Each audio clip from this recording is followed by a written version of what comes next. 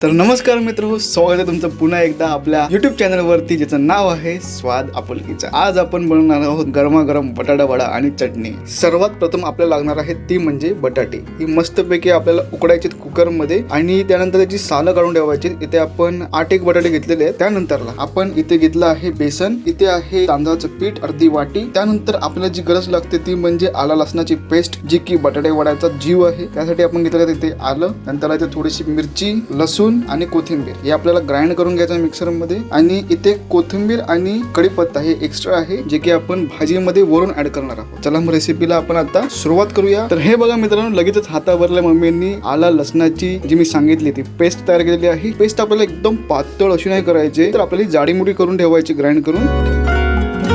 ही आहे आता आपल्या रेसिपीची फर्स्ट स्टेप. ती म्हणजे आपल्याला जी बटाटे आपण उकडून घेतली होती ना, ती मस्तपैकी हाताने कुस्करून घ्यायचे. एक टोप चढवला आहे, गॅसवरती तेल टाकत आहोत फोडणीसाठी. 1 चम्मच टाकला आहे, 2 चम्मच टाकला आहे आणि बस 1 चम्मच राई ऍड करत आहोत. तसेच 1 चम्मच जिरा ऍड करत आहोत. तसेच यामध्ये आता आपण टाकलेला आहे कढीपत्ता आणि आला लसणाचा पेस्ट.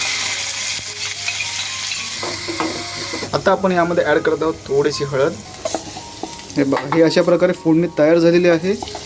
ते आपण ऍड करत आहोत कुस्करलेल्या बटाट्यामध्ये. स्वादानुसार मीठ. जी कोथिंबीर ठेवली होती ती सुद्धा वरून टाकून घ्यायची आहे. आणि या सर्व गोष्टी आता आपल्याला एकजीव करून घ्यायच्या आहेत.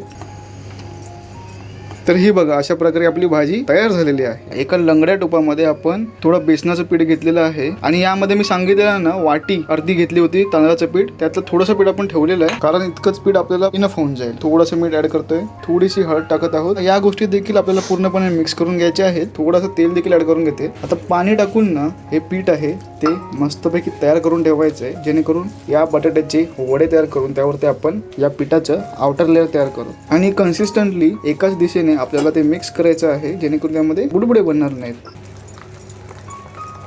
बघा, आपलं पीठ आहे ते अशा प्रकारे तयार झालेलं आहे, मस्तपैकी सॉफ्ट. आणि आता याला थोड्या वेळासाठी आपल्याला ठेवून द्यायचं आहे. हे बघा मित्रांनो, आपण जी बटाट्याची भाजी तयार केली होती ती सुद्धा आपण इथे ठेवली होती थोड्या वेळासाठी मुरण्यासाठी. आणि ते जे बॅटर आहे ते सुद्धा ठेवलं होतं. आणि तोपर्यंत मम्मी दुसरं काम करत होती. तर आपण पुढची प्रोसेस करायला सुरुवात करत आहोत. ती म्हणजे इथे बटाट्यांचे वडे तयार करायला सुरुवात केली, म्हणजे गोळे तयार करते, जेणेकरून एक अंदाज येईल किती वडे तयार होऊ शकतात. ते तुम्ही देखील करू शकता, त्यामुळे तुम्हाला देखील अंदाज येईल की तुमच्या घरामध्ये माणसं किती आहेत त्याप्रमाणे. तर हे बघा मित्रांनो, टोटल आपले 15 वडे तयार झालेले आहेत. तर हे सर्व करत असताना एका बाजूला मम्मीने कढईमध्ये तेल तापत ठेवलेलं आहे. आणि मुरलेल्या पिठामध्ये पुन्हा एकदा घट्ट असेल पीठ झाला तर त्यामुळे थोडंसं पाणी टाकून ते पातळ करून घ्यायचंय प्रॉपर. हे बघा, अशी थिकनेस असली पाहिजे. त्यासोबतच आपलं तेल सुद्धा तापतोय मस्तपैकी. यामध्ये मम्मी थोडासा पीठ टाकून चेक करते की तेल प्रॉपर तापलेलं आहे की नाही. मे बी तेल तापलेलं आहे, त्यामुळे आता गॅस आपण थोडीशी स्लो करतोय, म्हणजे स्लो पूर्ण नाही तर मीडियम ठेवतोय. तो सॅम्पल आपण पीठ टाकला होता ना, तो मस्तपैकी फुगलाय आता. तर चला मग आपण आता बटाटा वडा फ्राय करायला सुरुवात करूया. वडा घ्यायचा आहे आपल्याला. तांदळात असा मस्तपैकी डुबवून तेलामध्ये सोडून द्यायचं आहे. पुन्हा एक वडा घेतला, हा पुन्हा यामध्ये डुबवायचा आहे अशा प्रकारे आणि हे सोडून टाकायचं आहे. आता हे तेलामध्ये सोडण्याची जी कला आहे ना, ते थोडा तुम्हाला एक्सपिरियन्स घ्यावा लागेल. आणि अलगद सोडायचं आहे, वरून टाकायचं नाही आहे, नाही तर तेल उडतो अंगावरती. आणि एक साईडने टाकायचं आहे, मधोमध जास्त सोडायला गेलात ना तर तेल उडेल अंगावरती. हे मग अशा प्रकारे एकदम हलका गोल्डन ब्राऊन रंग झालेला आहे, याचा अर्थ आपले वडे तयार आहे. तर मस्तपैकी तेल गाळून घ्यायचं आहे आणि एका भांड्यात काढून घ्यायचं आहे. चम्मच तुम्हाला असा होलवाला वापरायचा आहे, जेणेकरून तेल त्यातून नितळून जाईल. आणि इथे तुम्ही पाहू शकता की आपले जे वडे आहेत ते तयार झालेले आहेत. बाकीचे मम्मा तयार करेल, पण त्यानंतर आपण पाहूया की याची चटणी आपण कशी तयार करायची. ती मी सुरुवातीला इन्ग्रेडियंट्स नाही सांगितले, कारण का याचा जो भुसा निघेल ना पिठाचा, तो सुद्धा आपल्याला त्यामध्ये वापरायचा आहे.